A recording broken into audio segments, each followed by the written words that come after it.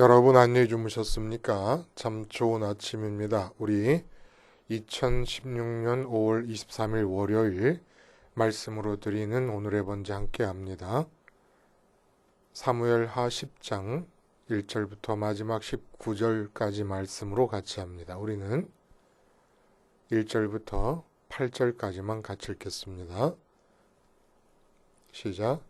그 후에 암몬 자손의 왕이 죽고 그의 아들 한운이 대신하여 왕이 되니 다윗이 이르되 내가 나하스의 아들 한운에게 은총을 베풀되 그의 아버지가 내게 은총을 베푼 것 같이 하리라 하고 다윗이 그의 신하들을 보내 그의 아버지를 조상하라 하니라.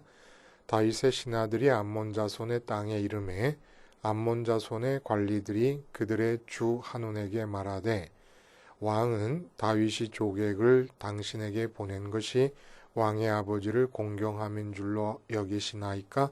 다윗이 그의 신하들을 당신에게 보내 이 성을 엿보고 탐지하여 함락시키고자 함이 아니니까 하니, 이에 한운이 다윗의 신하들을 잡아 그들의 수염 절반을 깎고 그들의 의복의 중등 볼기까지 자르고 돌려보내매 사람들이 이 일을 다윗에게 알리니라.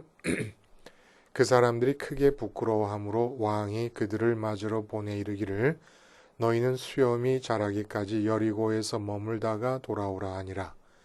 암몬 자손들이 자기들이 다윗에게 미움이 된 줄 알고 암몬 자손들이 사람을 보내 벳르홉 아람 사람과 소바 아람 사람의 보병 2만 명과 마아가 왕과 그의 사람 1000명과 돕 사람 12,000명을 고용한지라.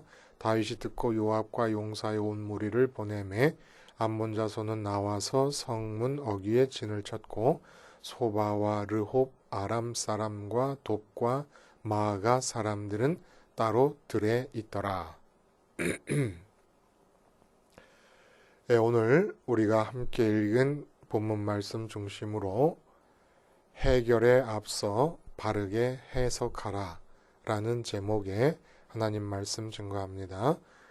해결이라는 것은 문제를 해결한다는 뜻이지요. 그러니까 문제 해결에 앞서서 먼저 바르게 해석하라. 프랑스 작가 알베르 카미의 오해. 오래전에 말씀을 전하면서 이 내용을 언급한 기억이 있습니다. 그런데 오늘 본문과 관계되어서 이 오해라고 하는 작품에 연관된 글들을 읽다가 이 작품에 대한 해설이 아주 인상적으로 눈에 띄는 부분이 있는 거예요. 이 알베르 까뮈의 오해는 희곡인데 3막으로 이루어졌습니다.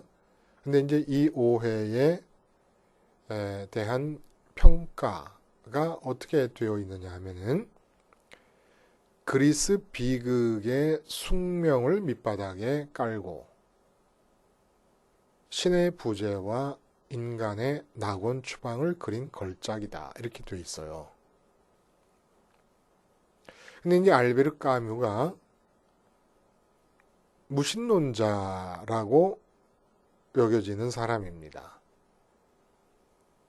그런데 이 비극을 그리면서 신의 부재와 인간의 낙원 추방을 표현하려고 했다.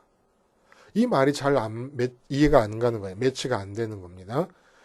신을 인정하는 사람이 신 없이 사는 삶의 비극을 그린 것이 아니라는 거예요.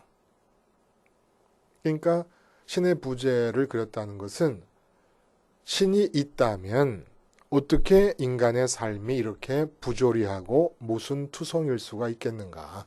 그러므로 신은 없다 라는 것이고, 인간의 낙원 추방도 인간을 하나님께서 에덴에서 추방하셨다라는 이야기를 쓴 게 아니라 인간의 삶에서는 낙원이 성립될 수가 없다. 그것이 현실이다. 그것이 실존이다. 라는 걸 그린다고 하는 얘기예요. 그러니까 간단히 다시 우리가 기억을 되살려 보면 이 오해라는 이 희곡의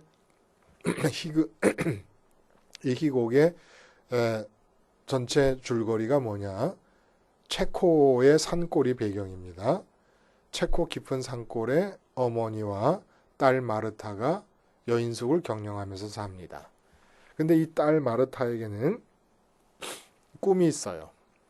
이 체코 산골이 아주 비가 많고 우중충한 그런 배경으로 그려져 있어요. 그래서 마르타가 갖는 꿈이 정당화되는 거지요. 저 남쪽으로 가서 맑은 바닷물이 있고 태양빛이 가득한 그런 곳에 이사해서 사는 것이 꿈인 거예요. 이 꿈을 이루기 위해서 이 엄마와 딸 마르타가 무슨 짓을 하느냐면 여인숙에 들어와 투숙하는 손님들 중에서 돈이 많아 보이는 손님이 있으면 수면제를 음식이나 음료에 타가지고 먹여서 잠들게 하고 그리고 죽입니다. 그래서 지갑을 빼내서 돈을 갈취하고 시체는 여인숙 뒤에 흐르는 강물에다 버려버려요. 근데 한 손님이 찾아옵니다. 그 손님을 마찬가지로 수면제를 먹여서 죽였습니다. 그리고 돈을 빼려고 지갑을 꺼내서 지갑을 뒤지는데 신분증을 보니까 20년 전에 집을 나갔던 아들이고 마르타의 오빠가 돌아온 겁니다. 성공을 하고 돌아와서 놀라게 해주고 그리고 적당한 분위기를 봐서 자기를 드러낼 적당한 분위기와 말을 찾기 위해서 신분을 속이고 투숙을 했다가 그만 죽임을 당한 것이지요. 이 사실을 알고 어머니는 강물에 뛰어들어 죽게 되고 마르타는 목을 매서 자살하게 됩니다. 참 기가 막힌 것은 알베르 까미가 말씀드린 대로 신을 믿는 사람이 아니에요. 기독교 문화권에서 태어나고 자랐으면서도 신을 믿지 않는데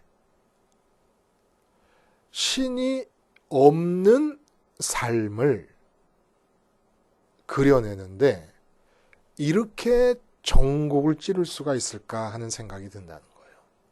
그리고 낙원이 결코 성립될 수 없는 인간의 삶의 핵심적 이유를 드러내는데 이렇게 정곡을 찌를 수가 있겠는가라는 겁니다. 신이 없을 때 삶에서 비극이 초래되는 가장 핵심적인 이유를 오해로 본 거예요. 오해. 결국 인간 만사의 모든 부조리와 모든 불행과 모든 모순의 이유가 오해다라는 겁니다.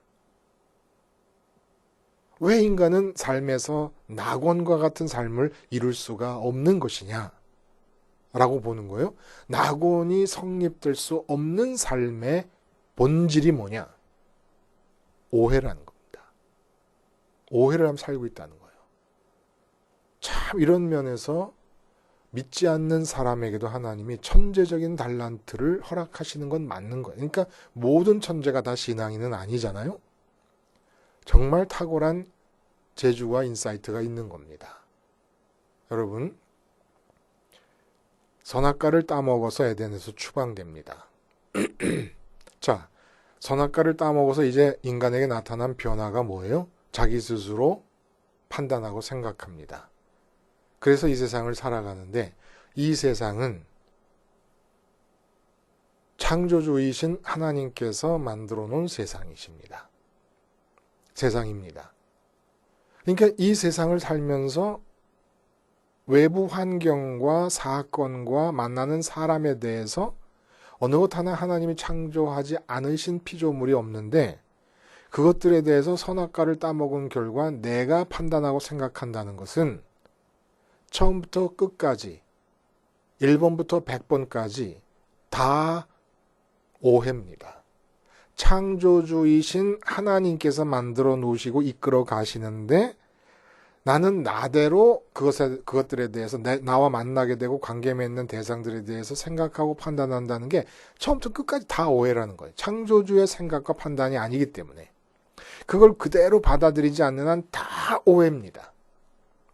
그리고 이게 다 오해이기 때문에 생각하지 않으며 살 수가 없는 인간에게 생각하면 하는 대로 다 오해이기 때문에 내게 행복이 주어질 수 없고 에덴이 기쁨이라는 뜻인 것처럼 기쁨의 동산에서 추방됐다고 하는 것이 뜻하는 바 기쁨이 존재할 수가 없는 거예요.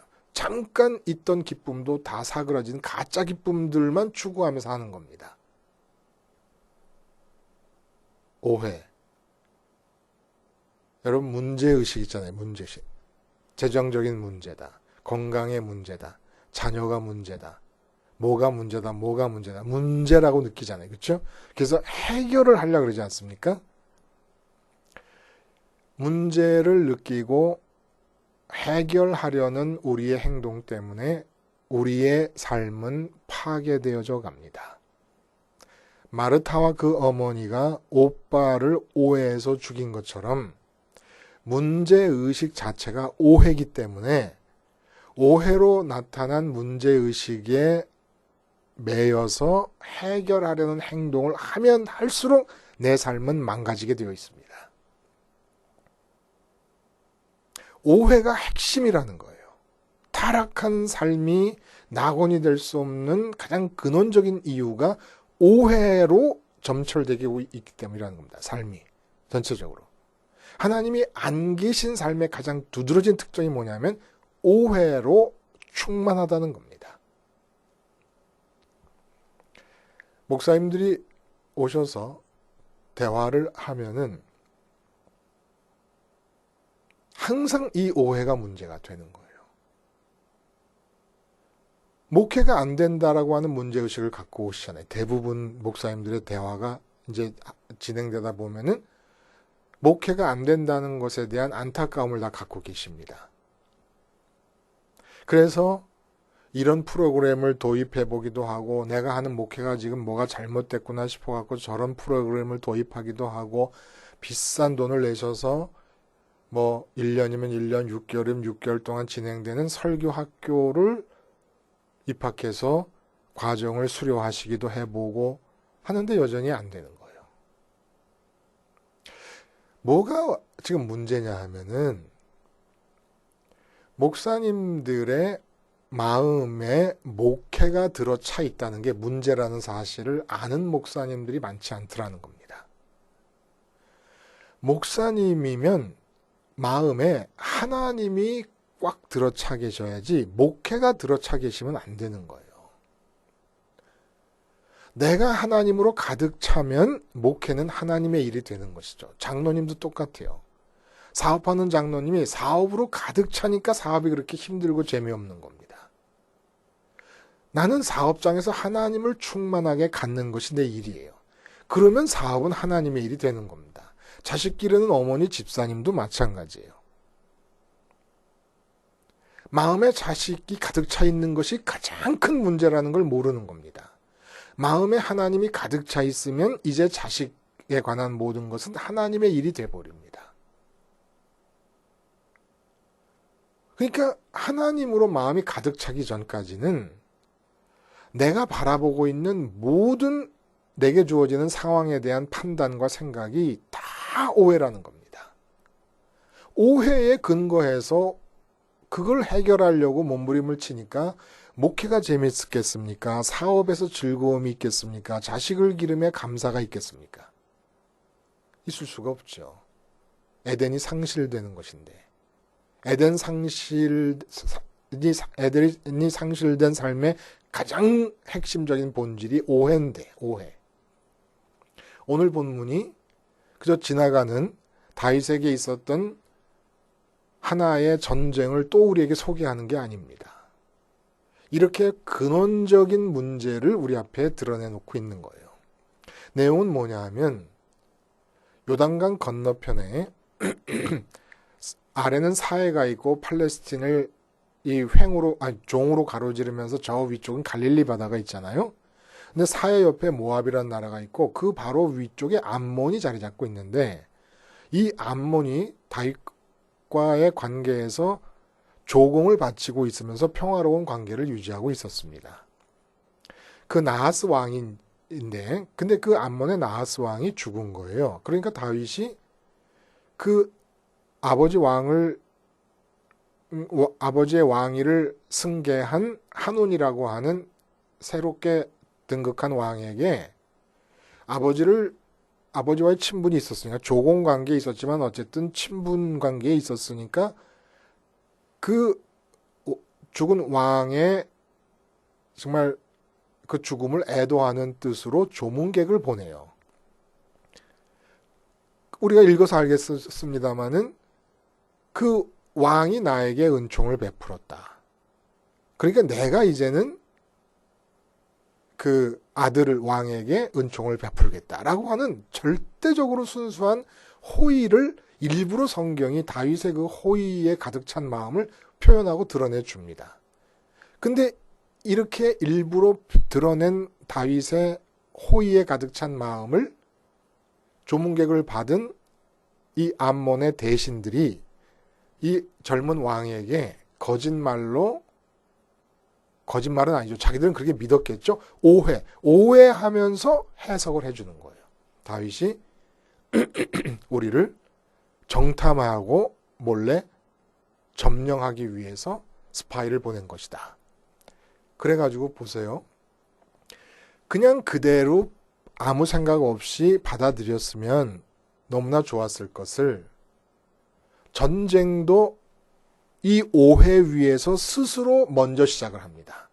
자기들이 다윗에게 미움을 받게 된 것이라고 믿어서라고 얘기해요. 오늘 본문 읽는 중에 다윗이 우리를 미워할 것이다 라고 하는 생각을 지레 짐작을 하고 그리고는 군대를 준비하는데 자기들만 준비해갖고 전쟁에 망하면 좋은데 결과적으로는 전쟁에 망해요. 전쟁에서 패합니다. 다 읽어보시면. 근데 옆에 있는 그 북쪽으로 암몬 북쪽으로 있는 아람 사람들까지 용병으로 끌어들여가지고 전쟁을 했는데 졌어요. 다윗에게 졌어요. 요압과 아비새 장군에게 졌어요. 그러니까 이번에는 직접적으로 관여 없이 용병으로 돈 받고 와서 전쟁을 하던 아람 사람들이 패하니까 아람 왕이 이제는 화가 나가지고 아람이 전쟁을 걸어오는데 이번에 다윗이 출정하면서 또 멸절됩니다. 아니 오해 한 번 했다가 두 나라가 망하고 두 나라가 똑같이 조공을 바치게 돼요. 굴욕적인 화친의 의미에서 조공을 바치는 게 아니라 이제는 굴욕적인 조공을 바치게 됩니다. 이게 우리 삶의 현실이라는 거예요. 우리 삶이 실제로 진행되어져 가는 모습이라는 겁니다. 전부 오해. 그냥 다윗이 조문객을 보냈을 때 참 감사하구나 받았으면 되는데 이것이 스파이를 보낸 것이라고 오해하면서 나라가 망하고 이웃 나라가 망해버립니다. 이거 어쩌면 좋아요? 이 오해 한 번 때문에 이렇게 큰 참담한 결과를 빚어낸다는 거예요. 그러면 이제 우리는 뭐가 문제입니까? 어떻게 해야 되는 겁니까? 오해로부터 자유로워져야 돼요. 우리는 생각한다고 하는 거, 판단한다고 하는 게 다 오해입니다. 다. 작은 생각이건 큰 생각이건 작은 판단이건 큰 판단이건. 그래서 벗어나야 돼요. 근데 이 벗어나는 게 왜 어렵냐 하면은 다윗의 호의를 적의로 음모로 오해를 한 이 암몬의 대신들과 마찬가지로 하나님의 호의를 우리가 바르게 해석할 수가 없다는 게 문제라는 거예요. 뭐가 문제냐면 하나님이 우리들에게 일어나면 이것이 참 좋겠다라고 생각하시는 우리를 향해 갖고 계시는 그 호의의 마음의 경계가 우리가 우리를 향해 갖고 있는 일어나면 참 좋겠다라고 하는 생각의 범위와 다른 것이 문제라는 겁니다. 하나님이 이게 일어나면 좋겠다라고 생각하시는 그 좋은 것의 범위가 우리가 생각하는 좋은 것의 범위 바깥에 있기 때문에 우리가 그걸 미처 캐치를 못하고 해석을 못하는 거예요. 하나님에 의해서 일어나지 않는 일이 있습니까? 내 삶에, 더구나 내가 하나님의 이름을 부르고 있는 자라면 내 삶에 일어나는 모든 일 중에 하나님에 의하지 않고 하나님이 모르시는 가운데 일어나는 일이 없다는 거예요. 근데 분명히 예레미야서 29장의 말씀처럼 너희를 향한 나의 생각을 내가 안다 그러세요. 재앙이 아니라 평안이라 라고 얘기하십니다. 너희를 향한 나의 생각. 그러니까 기본적으로 내게 지금 몸에 병이 났어도, 내가 하는 사업이 안 돼서 지금 내가 돈이 없어도, 내 자식이 이웃집 자식만큼 공부를 잘하고 좋은 직장에 취직도 못하고 이쁜 며느리와 결혼을 못하고 잘생긴 사위와 결혼을 못해도 기본적으로 하나님께서 알고 계시면서 허락하시는 평안의 일이라는 거예요. 근데 죽었다 깨나도 그게 평안으로 느껴지질 않는 거예요. 재앙으로만 느껴지는 겁니다. 분명히 하나님은 재앙이 아니라고 그랬는데 자꾸 재앙으로만 느껴지는 거예요. 왜 그렇습니까? 우리는 좋다고 내게 좋다고 여겨지는 것들에 대한 생각의 범위를 하나님이 내게 좋다고 생각하는 것의 범위보다 너무 안쪽으로 잡고 있다는 겁니다. 하나님이 내게 좋다고 생각하는 것의 범위는 이 지구 바깥까지 연장되고 있는 거예요. 이 인간 세상 바깥 세계로까지도 확장되어 가고 있는 겁니다. 그래서 그 확장선이 어디까지 가냐면 기어코 하늘에 앉아 계시는 하나님의 보좌의 자리까지 확장되는 겁니다. 그러니까 하나님이 내게 좋다고 생각하시는 것은 하늘 보좌에 앉아 계시는 하나님 당신을 내게 주심으로써 하나님 당신 자신이 내게 가장 좋은 존재라고 생각하고 계시는 겁니다. 근데 우리가 좋다는 것은 맨 이 지구의 경계 안에 머물러 있는 거예요. 그래서 저 하늘에 계신 보좌에 앉아 계신 그 하나님이 내게 진짜 좋은 분이다라는 말을 성경이 뭐라고 하냐면 거룩하시다 이렇게 얘기하는 겁니다. 거룩하시다. 내게 더 이상은 좋을 수가 없을 만큼 좋으시다라는 뜻이 거룩이라는 뜻이라는 겁니다. 거룩이 구분된다는 얘기 아닙니까? 구분된다는 얘기인데 나쁜 방향으로 구분돼서야 거룩이라는 말을 쓸 수 있겠어요? 말씀드렸듯이 감옥에 격리시키는 것도 구분되는 건데 그걸 거룩한 상태에 빠졌다고 할 수 있겠습니까? 아니죠. 좋은 방향으로 구분되는 게 거룩한 거예요. 내게 좋고 지금보다 더 구분될 정도로 더 좋고 그것보다 구분될 정도로 더 좋다가 이제는 더 이상은 좋을 수 없는 최고의 정점의 좋음이 하나님 자신이라는 겁니다. 근데 우리는 좋다고 하는 걸 맨날 이 지구의 경계 안에 묶어두고 있는 상태에서 우리에게 주어지는 상황이나 사건을 해석하는 거예요. 그러니까 문제인 거예요. 다 문제인 거예요. 다 문제. 그런데 하나님께서 지금 문제처럼 보이는 상황을 주시는 이유는 뭐냐 하면 하늘에 있는 보호자에 앉아 계신 하나님이 내게 제일 좋은 분이시기 때문에 그 하나님을 갖게 하시기 위해서 지금 이 환경과 이 조건과 이 상황을 주시는 거니까 지금 상황은 문제가 아니라 축복인 건데 그 축복, 그 호의를 다윗의 호의를 곡해한 암몬의 대신들처럼 그 호의를 내가 저항해서 극복해야 될 문제로 해석을 해버린다는 겁니다. 그래서 범사에 감사하라 그런 거예요. 범사에 감사. 범사를 따져서 감사할 것과 대적할 것, 극복할 것을 분별해내라 그러는 게 아니라 범사에 감사하라 그래 버린 겁니다. 다윗이. 아니, 사도 바울이. 어떻게 해야 되겠어요? 하나님의 호의를 받아들이는 거예요. 내게 가장 좋은 존재는 하나님 자신입니다. 그리고 그 하나님을 주시려고 하시는 거예요. 그래서 십자가 사건을 일으키시고 부활시키시고 승천하게 하신 겁니다. 아버지가. 하늘 아버지가. 그래서 십자가에서 죽어요. 왜 죽어요? 내가 문제의식을 느끼잖아요. 내 삶의 환경에 대해서. 돈이 안 벌린다. 아, 이거 문제인데? 그 문제의식이 죽으라는 거예요. 내가 몸에 병이 났다. 아, 이거 문제인데? 죽으라는 거예요. 몸에 병이 있는 상태로도 더 이상 좋을 수 없을 만큼 좋다는 느낌이 가능하다는 얘기입니다. 돈이 하나도 없어서 내일 굶게 돼도 더 이상 좋을 수 없을 만큼 좋을 수 있음이 가능하다는 얘기예요.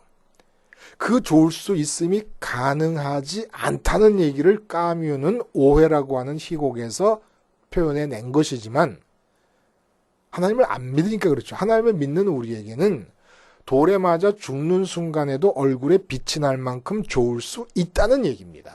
이거를 마음으로 못 믿어도 생각으로라도 믿자는 얘기예요. 근데 그렇게 좋을 수 있는 이유가 뭡니까? 내 몸이 만나는 환경, 이 세상의 상황 조건과 상관없이 내 마음은 예수님의 십자가를 붙잡으면 부활하고 승천하신 주님의 동선을 따라서 하나님 아버지께로 가서 내 마음이 지금 현재 주님과 아버지가 교제하고 계시잖아요. 내 마음이 주님 안에서 주님이 받아들이시는 하나님 아버지를 내가 그대로 다 받아들일 수 있도록 허락하셨다는 거예요. 그러니까 내 마음에는 기쁨이 생길 수 있다는 겁니다. 그래서 순교도 하는 거잖아요. 사람들이. 순교 자체가 문제가 아니라고 생각하는 사람들이 순교를 하는 거 아니겠습니까? 순교가 문제라고 생각하고 극복해야 되는 어떤 장애라고 생각한다 그러면 순교를 누가 하겠습니까? 다 도망가다 잡혀가지고 도망자로 가다 잡혀서 포로 되고 그렇게 죽는 거겠죠. 순교가 일어날 필요가 없죠. 여러 가지 문제가 있습니까, 여러분? 그래, 목사님들한테 제가 그랬어요. 만명교회를 하고 휘황찬란한 예배당을 지어서 목회하는 목사님과 목사님처럼 개척을 했는데도 10년이 지나도록 20명도 채 안 되는 교회의 목사님과 하나님을 갖기가 누가 더 쉽겠느냐고. 어차피 하나님을 가지려면 이 세상에 있는 것 중에 내 자식조차 마음에 두면 안 되는 판인데 만명교인의 휘황찬란한 예배당을 짓고 있는 목사님이 그 예배당 목회, 그 교회 목회를 다른 분에게 쉽게 내 일이 아닌 것처럼 넘길 만큼 내 마음에서 목회가 죽어버리려면, 아니면 내 마음이 그 목회에 대해 죽어버리려면 목사님이 10년 동안 한 20명 교인을 놔두고 있는 목회 현장보다 얼마나 더 힘들겠느냐고. 하나님을 갖는 것을 목표라고 생각한다 그러면 10년 목회에 20명 교인뿐인 목사님께서 훨씬 만명 교회에 수백억짜리 예배당을 갖고 있는 목사님보다 더 쉽지 않겠느냐. 하나님을 갖는 걸 목적으로 생각한다면 훨씬 목사님이 유리한 입장에 있는 것이다. 목회가 안 된다고 불평할 게 아니라 하나님 갖기에 너무 편하다고 감사를 해야 될 상황 아니겠느냐. 그러니까 이게 오해다. 오해. 이렇게 오해에 가득 차 있다는 거예요. 돈에 대한 생각이 근본적으로 오해에 비롯되고 있는 겁니다. 오해 자체인 겁니다. 오해 자체. 건강에 대한 생각도 마찬가지예요. 언젠간 병들어서 죽어야 되는 거죠. 예? 병들어서 죽는 게 이상한 겁니까? 당연한 거지요. 그리고 병 안 들어서 건강한 몸으로 오래 살면 뭐 그렇게 대단한 일을 할 것입니까? 예? 지금 아버지 품에 안기는 것보다 더 좋은 일이 있어요? 오해예요, 오해. 오래 사는 것이 괴로운 줄 알아야 올바로 해석하는 거라는 얘기입니다. 이 오해를 없애기 위해서 우리는 내가 몸을 갖고 있어서 부딪히는 모든 상황에 대해서 십자가에서 죽는 거예요. 그리고 우리 마음이 주님의 동선 따라 하늘로 올라가서 아버지를 갖는 겁니다. 아버지를 갖고 이제 이 세상의 삶을 보면 아버지의 생각과 판단과 오해 없이 같이 갈 수가 있는 거고 하나님 나라가 이 땅에서 이루어지게 되는 것이죠. 기도하겠습니다. 하나님 아버지, 십자가 생활화로 오해가 극복된 낙원을 회복하게 해 주시옵소서. 예수님의 이름으로 기도하옵나이다. 아멘.